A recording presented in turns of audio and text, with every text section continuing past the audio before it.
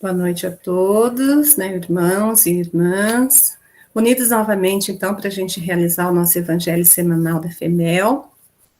Não esqueçam de colocarem aí a aguinha para ser fluidificada.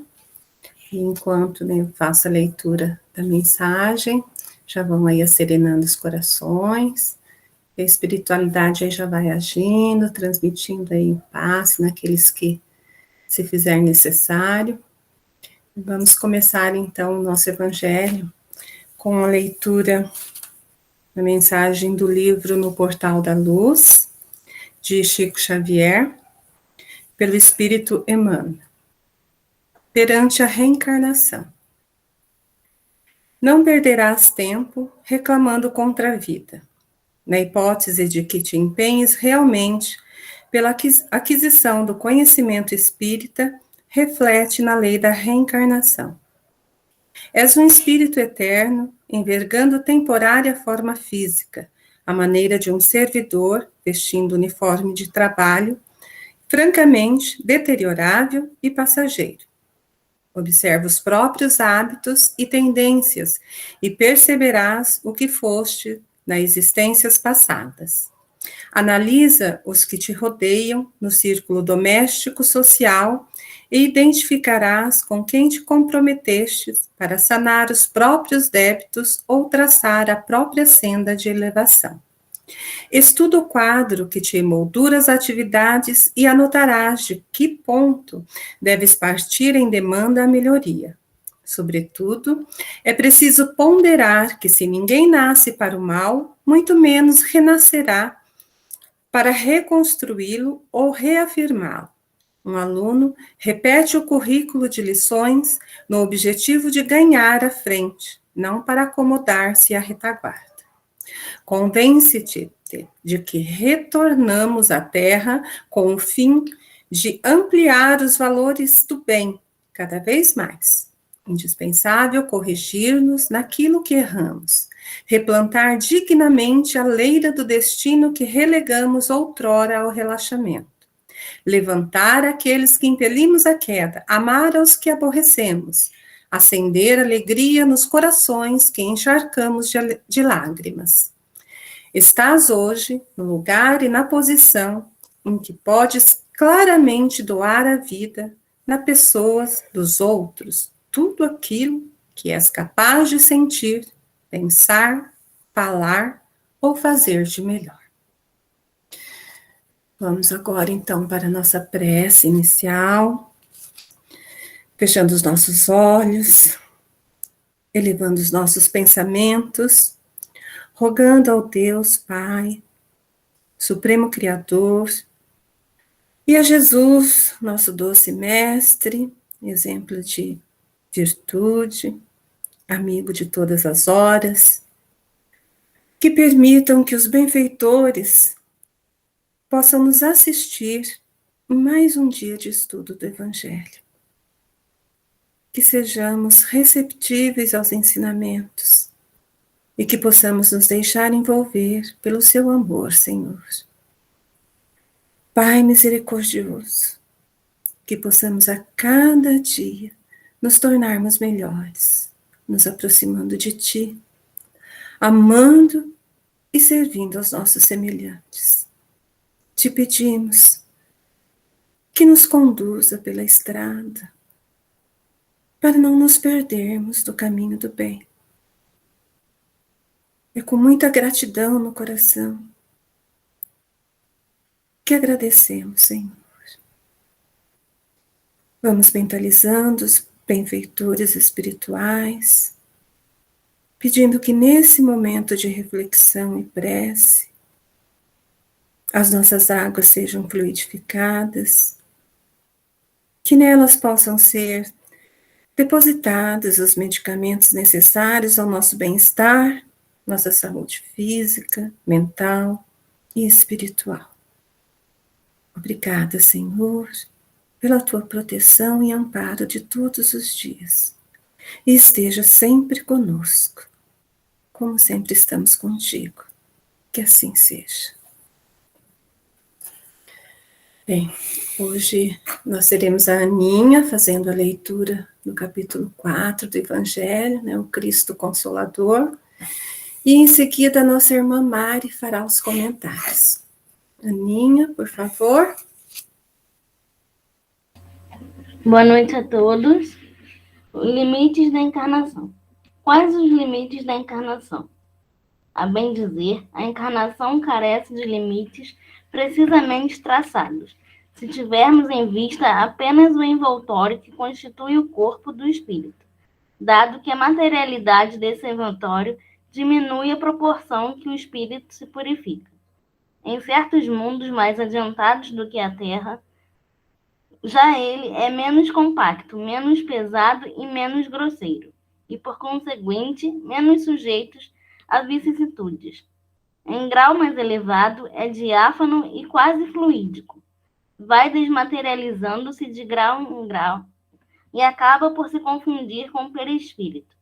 Conforme o mundo em que é levado a viver o espírito, reveste um invólucro apropriado à natureza desse mundo. O próprio perispírito passa por transformações sucessivas. Torna-se cada vez mais etéreo, até a depuração completa, que é a condição dos puros espíritos. Se mundos especiais são destinados a espíritos de grande adiantamento, esses últimos não lhes ficam presos, como nos mundos inferiores. O estado de desprendimento em que se encontram lhes permite ir a toda parte onde os chamem as missões que lhes estejam confiadas. Se considerar do ponto de vista material a encarnação, tal como se verifica na Terra, poder-se-á dizer que ela se limita aos mundos inferiores. Depende, portanto, de o espírito libertar-se dela mais ou menos rapidamente, trabalhando pela sua purificação. Deve também considerar-se que no estado de desencarnado, isto é, no intervalo das existências corporais, a situação do espírito guarda relação com a natureza do mundo a que o liga o grau do seu adiantamento. Assim, na erraticidade, é ele mais ou menos ditoso, livre e esclarecido, conforme está mais ou menos desmaterializado. São Luís, Paris, 1859. Passo a palavra para a Mari. Boa noite a todos. Como sempre, né, agradecer a oportunidade de estar aqui trabalhando com vocês, mais um tema, né, do Evangelho. E hoje eu vou falar um pouquinho sobre quais os limites da encarnação.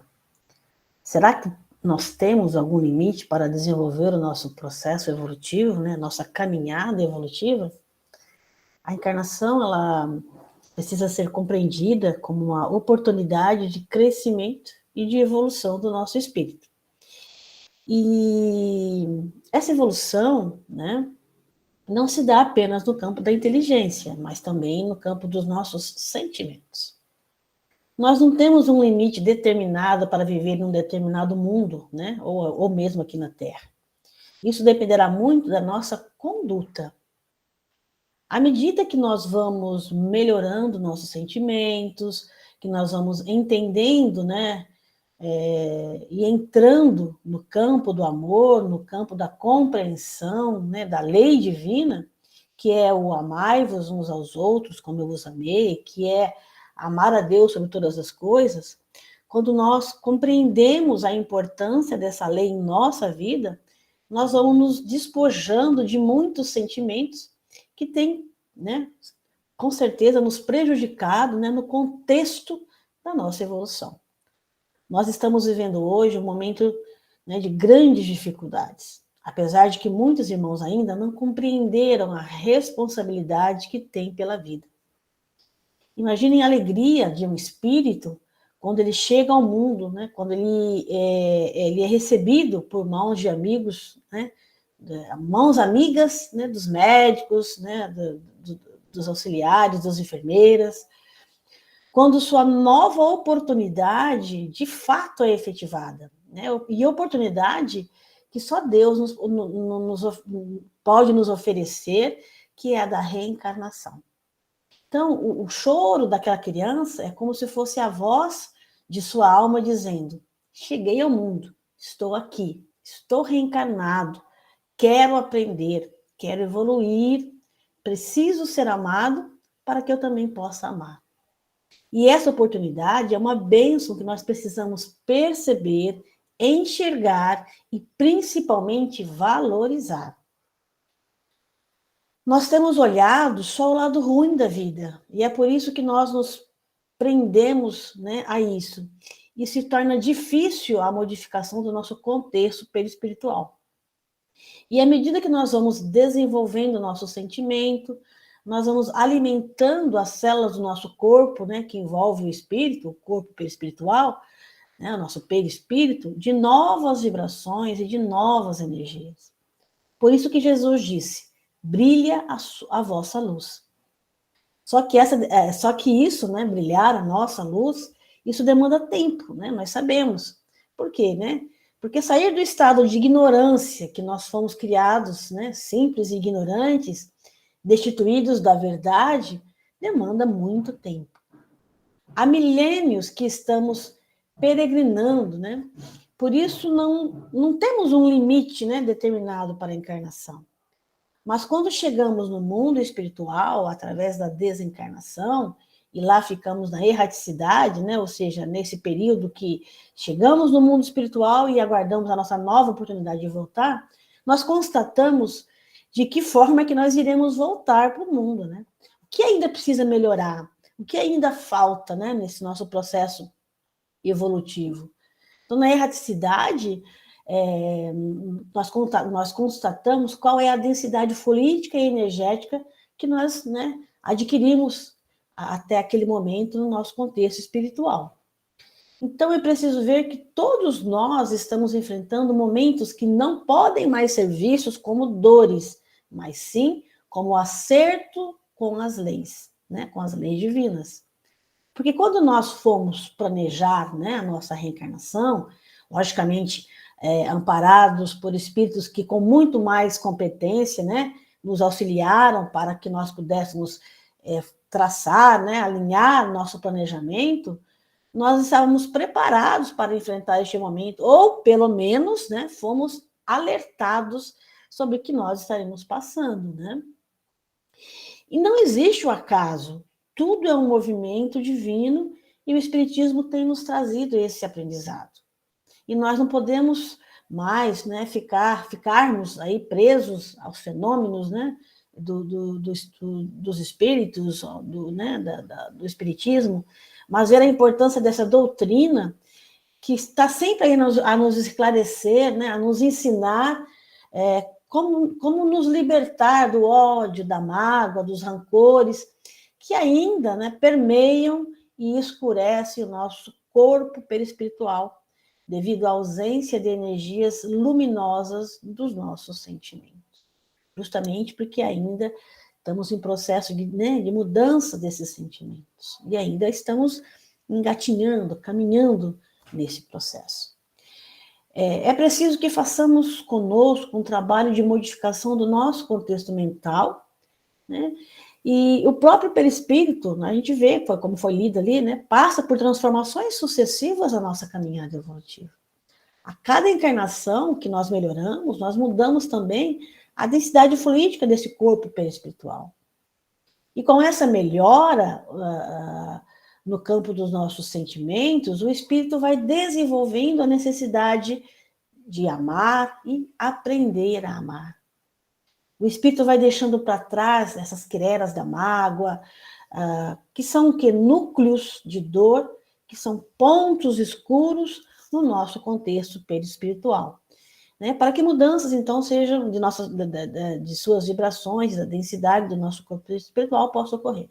Então, nós vamos deixando para trás esses pontos escuros a partir do momento que nós aprendemos a amar.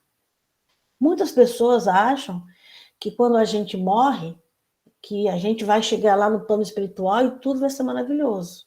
Não é assim, nós sabemos disso. A doutrina espírita tem nos trazido esse ensinamento.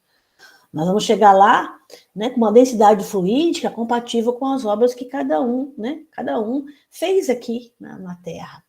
E é por isso que nós precisamos compreender o valor do bem em nossa vida. É importante também que a gente possa estudar, observar em nós quais são os movimentos que nós temos feito para melhorar, né, esse nosso contexto espiritual, né, o contexto da nossa vida. Que movimento eu tenho feito para essa melhora? E nessas melhorias só podem acontecer, e essas, né, essas melhorias no nosso contexto de vida só podem acontecer se nós verdadeiramente nos dedicarmos ao bem. Por isso que Kardec nos afirma que fora da caridade não há salvação. Ele também nos diz que fora da caridade não há bons espíritas. Por quê? Porque o espírita, ele precisa melhorar, né? Não só o espírita, mas, né, todos nós, independente de ser espírita ou não, precisamos melhorar através dos relacionamentos, né, das divergências de ideias, né, do contraste, para que assim possamos valorizar a oportunidade que nós estamos tendo. É preciso que a gente saia da ilusão. Não podemos mais viver, né, iludidos, pois a ilusão é a falta do conhecimento, né, que não permite que nosso pensamento expanda, né, que nosso pensamento mude, abra horizontes. E é por isso que nós passamos a priorizar tudo aquilo que é do corpo, porque estamos mergulhados na materialidade da vida. Só que nós não pertencemos a este mundo. Aqui estamos dentro de um projeto maior de amor, de um plano de ação, para que a gente venha aprender, evoluir. E quanto mais retardarmos este processo, mais teremos que voltar. E em outros mundos, em outras orbes, nós encontramos espíritos em outra condição. E quanto mais elevado é o pensamento, quanto mais elevada é a sua moral, mais belo é o seu corpo fluídico, mais belo e diáfano é o seu perispírito. E nós temos o grande exemplo que foi Jesus. Quando ele se apresenta a Maria de Magdala e ele se apresenta com um corpo fluídico totalmente diáfano. E ela pôde ver a grandeza, né, daquele espírito, o complexo perispiritual iluminadíssimo. Nós reconhecemos que entre nós e Jesus, né, há uma grande diferença, né, uma grande distância. Mas isso, para nós, é uma oportunidade que nós temos, né, de olhar, né, vamos pensar assim, uma porta aberta, uma porta de esperança, né, ele foi nosso modelo, né, de conduta. Então, aí é a nossa porta de esperança para chegarmos a essa evolução, né, atingir essa etapa que a gente chama de crística, né, de passar todos os processos evolutivos e chegar ao nível de Jesus. Um dia chegaremos lá. E como faremos? Basta que a gente desenvolva a vontade de crescer, a vontade de servir, a vontade de amar. E é por não desenvolvermos essa vontade, né, de servir, essa vontade de amar, que muitas vezes temos carregado conosco dores que nós não sabemos de onde vêm, como a melancolia, a tristeza profunda, os processos depressivos. São justamente essas sentinelas de sentimentos doentios que ainda guardamos em nós. Ora, é a culpa que nos traz o medo, a insegurança. Muitas vezes nós ficamos perguntando, por quê? Porque é o remorso que dói por aquilo que nós deixamos de fazer.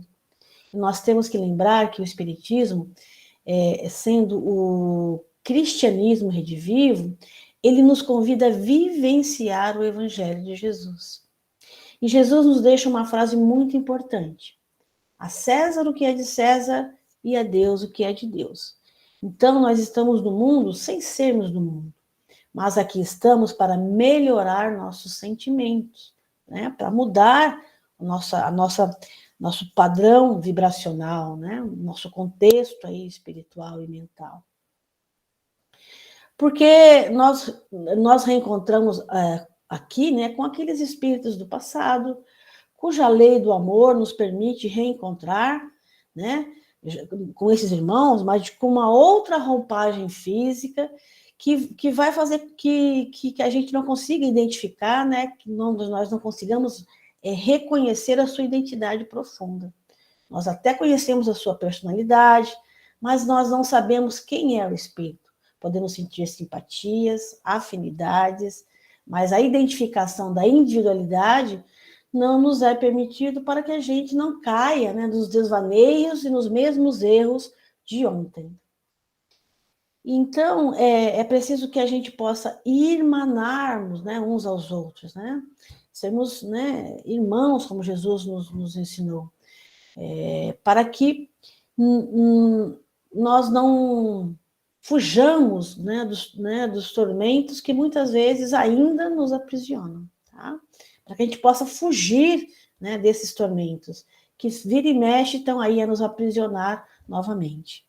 E isso acontece quando nós reconhecemos as nossas dificuldades, porque é muito fácil reconhecer a dificuldade do outro, mas nem sempre reconhecemos a nossa dificuldade. E nós estamos em uma época de ascensão, uma ascensão espiritual, cujo momento é muito íntimo e que precisa ser conhecido para que nós possamos, né, avançar, possamos evoluir. Mas não avançarmos na inteligência, mas avançarmos nos nossos sentimentos. Transformar esses sentimentos, que ainda, né, são doentios. É preciso que a gente trabalhe os nossos sentimentos para que possamos alcançar novos patamares. E para que a gente possa alcançar um novo, né, esse nosso porvir, nós precisamos vivenciar os ensinamentos do Evangelho. O cristianismo redivivo, que é a doutrina espírita, vem nos convidar a vivenciar o bem. Então, o que eu tenho, né, a mensagem aqui é: ame, meu irmão. Ame aquele que você não suporta. Lembre-se que ele é seu irmão.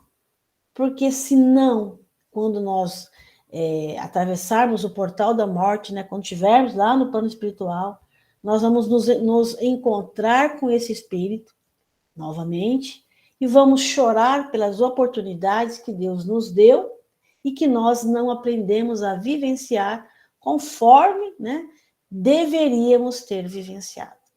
E é por isso que São Luís nos traz nessa mensagem do Evangelho que nós devemos considerar que no estado de desencarnado há um intervalo entre as existências para que nós possamos retemperar os nossos pensamentos. Olhar o que fizemos e o que deixamos de fazer para que possamos nos ligar a novos propósitos que só a reencarnação pode nos oferecer. E aí vamos entendendo que na erraticidade, lá no mundo espiritual, há muitos meios de nós entrarmos em contato com a nossa própria consciência. A consciência espiritual, pois enquanto reencarnado, nós vivemos a consciência, né, a condição da consciência existencial. Então, entre a consciência espiritual e a consciência existencial, há uma grande diferença. Hoje, nós estamos ligados ao planejamento que nos foi oportunizado. E, assim, peço a todos vocês que reflitam muito nas oportunidades que Deus está nos dando.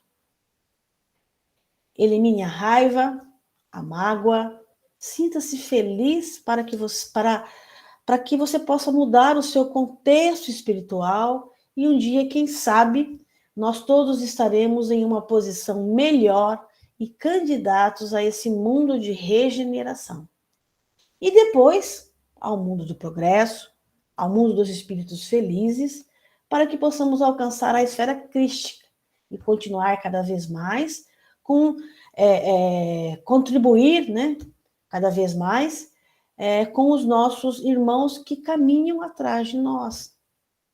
Que Jesus, então, nos abençoe e que a paz do Mestre esteja sempre presente a estimular a nossa vontade de melhorar, de crescer e de expandir. Obrigada a todos pela atenção e é isso que eu tinha para trabalhar com vocês hoje. Muito obrigada. Obrigada, Mária, pela explicação, e que a gente consiga reconhecer, né, os nossos vícios, os nossos defeitos, e que consigamos nos melhorar, desenvolver o amor em nós, para que a gente possa galgar o mais rápido possível, né, o caminho da evolução. Eu convido agora a nossa irmã Estela para fazer a prece de encerramento.